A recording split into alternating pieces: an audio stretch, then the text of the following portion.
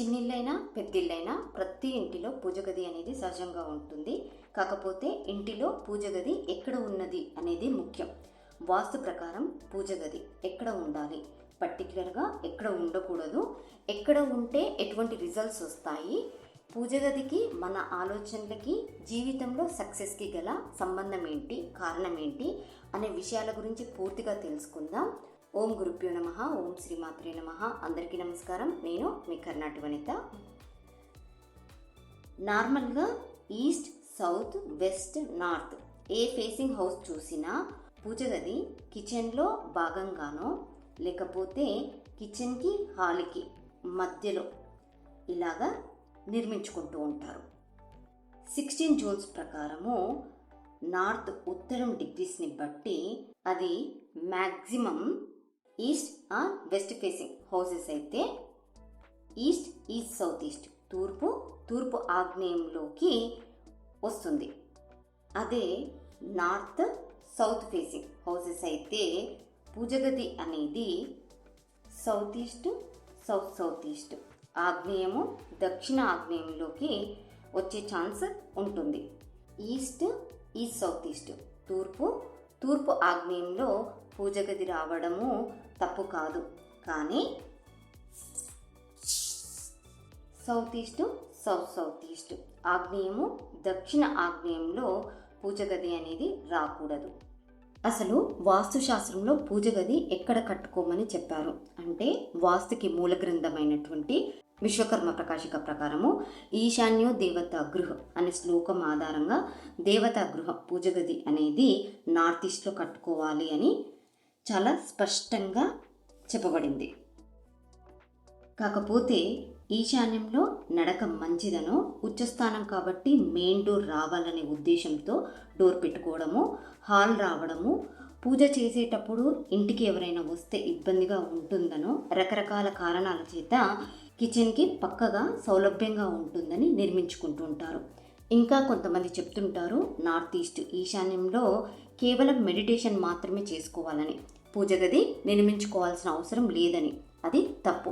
Meditation చేసుకోవచ్చు, కానీ పూజ గది నార్త్ ఈస్ట్ ఈశాన్యంలోనే ఉండాలని శాస్త్రవచనం. ఎందుకంటే నార్త్ ఈస్ట్ ఈశాన్యంలో దితి, శిఖి అనే ఇద్దరు దేవతలు ఉంటారు.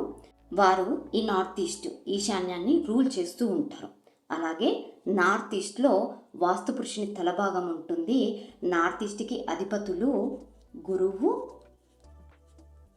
కేతువు. దిక్పాలకుడు ఈశ్వరుడు.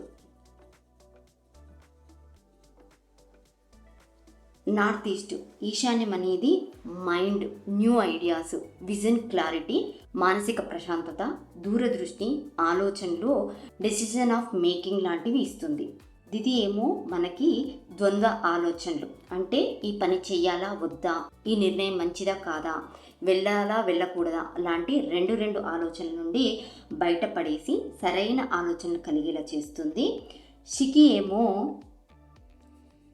ఏమో మన ఆలోచనలకి ఈశ్వర అనుగ్రహం కలిగేలా చేస్తుంది. ఎప్పుడైతే మన ఆలోచనలకు ఈశ్వర అనుగ్రహం కలుగుతుందో అది మన జీవితంలో ఖచ్చితంగా సక్సెస్ని ఇస్తుంది. కాబట్టి పూజ గది నార్త్ ఈస్ట్ ఈశాన్యంలోనే ఉండాలి. కాకపోతే ఇక్కడ తీసుకోవాల్సిన జాగ్రత్తలు చూస్తే, ఒకటి, ఈశాన్యం ఎత్తుగా ఉండకూడదు. కాబట్టి పూజ గదికి ఏర్పాటు చేసుకునే గట్టు ఏదైతే ఉంటుందో అది సిమెంటు, గ్రానైట్, టైల్స్ కాకుండా చెక్కతో చేయించుకోండి.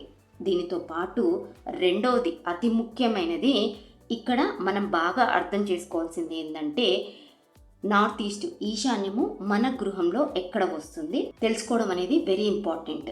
చాలామంది ఈశాన్యము అంటే తూర్పుకి ఉత్తరానికి మధ్యలో ఉండే కార్నర్, మూల అనుకుంటారు. కానీ మన ఇంటి డైమెన్షన్స్, పొడవు వెడల్పులను బట్టి నార్త్ ఉత్తరం ఎన్ని డిగ్రీస్ తిరిగిందో అనే దాన్ని బట్టి ఈశాన్యం వస్తుంది. ఇంకా కరెక్ట్గా చెప్పాలి అంటే 360 డిగ్రీస్లలో 33 డిగ్రీస్ నుండి 56 డిగ్రీస్ మధ్యలో ఈశాన్యం నార్త్ ఈస్ట్ ఉంటుంది. ఒక్కొక్కసారి ఈ 33 to 56 డిగ్రీస్ అనేది నార్త్ డిగ్రీస్ని బట్టి మనకి కంప్లీట్గా నార్త్ ఈస్ట్ ఈ భాగంలో కానీ లేదా ఈ భాగంలో కానీ ఒక్కొక్కసారి ఈ భాగంలో కూడా వచ్చే అవకాశం ఉంది. కాబట్టి నార్త్ ఈస్ట్ ఎక్కడ వస్తుందో దాన్ని ఐడెంటిఫై చేసి అక్కడ పూజ గది నిర్మించుకుంటే మంచి ఫలితాలు అనేవి వస్తాయి. ఒకవేళ మీకు నార్త్ ఈస్ట్ ఈశాన్యంలో పూజ గది నిర్మించుకోవడం అనేది కుదరకపోతే కనీసం మీ ఇష్టదైవం కులదైవం ఫోటో అయినా ఇక్కడ ఏర్పాటు చేసుకొని ప్రతినిత్యం అగరబత్తి ధూపం వేస్తూ దండం పెట్టుకోవడం చేయండి. మీరు మీ జీవితంలో సరైన నిర్ణయాలు తీసుకుంటారు. పూజ గది ఎక్కడ ఉండొచ్చు ఎక్కడ ఉండకూడదు అని చూసుకుంటే ముందుగా ఫస్ట్ ప్లాన్లో చూపించుకున్న విధంగా ఈస్ట్ లేదా ఈస్ట్ సౌత్ ఈస్ట్లో పూజ గది రావడం అనేది ఓకే. కాకపోతే నార్త్ ఈస్ట్ అనేది ఎక్కడ వచ్చింది అనేది ఎగ్జాక్ట్లీ ఐడెంటిఫై చేసి అక్కడ పూజ గది నిర్మించుకోవడం అనేది సరైన పద్ధతి. ఇకపోతే పూజ గది ఎక్కడ ఉండకూడదు అంటే south east south east south, ఆగ్నేయము దక్షిణ ఆగ్నేయము దక్షిణం ఈ ప్రాంతాలలో అంటే అగ్ని సంబంధించినటువంటి ప్రదేశంలో పూజ గది అనేది రాకూడదు. ఇక్కడ పూజ గది రావడం వలన ఆ గృహంలోని వారికి యాక్సిడెంట్స్ అవుతాయి. ముఖ్యంగా సౌత్ ఈస్ట్ సౌత్ ఈస్ట్ సౌత్లో పూజ చేసేటప్పుడు మనలో మనకి తెలియని ఒక అగ్రెసివ్నెస్తో పూజ చేస్తుంటాం. కాబట్టి ఇక్కడ పూజ గది అనేది రాకూడదు.